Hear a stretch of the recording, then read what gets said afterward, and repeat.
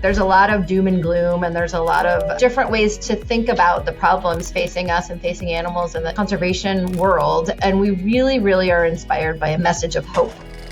Wild Kingdom was first on the air in 1963. Mutual of Omaha's Wild Kingdom. That was one-of-a-kind show back then. That's who introduced us to nature.